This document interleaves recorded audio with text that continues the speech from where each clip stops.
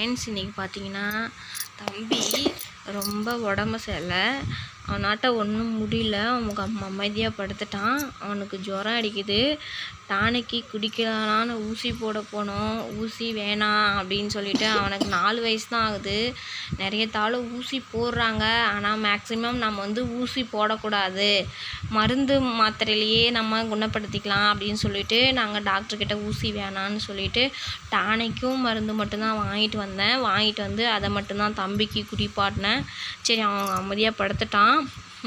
ரொம்ப அவன் பால் குடிக்க மாட்டேன்ட்டான்.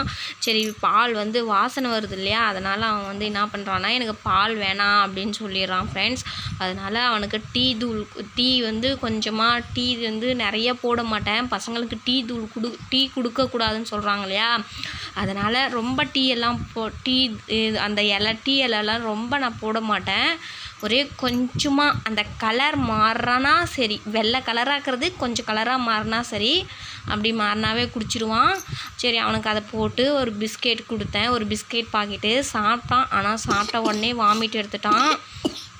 அவனால்கிட்ட இப்போ ரொம்ப முடியல.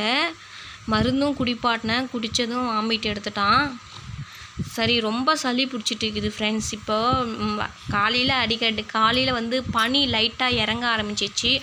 தான் பனிக்காலம் இல்லையா, அதனால் பனி லைட்டாக இறங்க ஆரம்பிச்சிச்சு. பகல் ஃபுல்லாக வெயில் அடித்தா கூட காலையில் பனி இறங்கிடுது இல்லையா, இவங்க என்ன பண்ணுறாங்க, என் கூட வேலை செய்கிறாட்ட என் கூட எழுந்திரிச்சிக்கிறாங்க 2 பேரும். அந்த பக்கம் அவங்க பாப்பா பாருங்கள், அவள் தூங்கிட்டு இருக்கா. அவளுக்கும் அப்படி தான் இருந்துச்சு. இப்போ இவனுக்கு வந்துட்டுக்குது. இன்னும் என்ன பண்ணுறதுன்னு தெரில ஃப்ரெண்ட்ஸ்.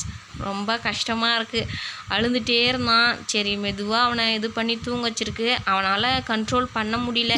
அவனுக்கு அந்த இரும்பல் தான் ஃப்ரெண்ட்ஸ் ரொம்ப வந்துட்டு இது பண்ணிகிட்டே இருக்குது. என்ன பண்ணுறதுன்னு தெரியல. சரி, அப்படியே இருந்தால் காத்தாலைக்கா மறுபடியும் காலையிலக்கா ஹாஸ்பிட்டலுக்கு கூட்டின்னு போகலாம் அப்படின்னு சொல்லிட்டு இருக்கேன் ஃப்ரெண்ட்ஸ்.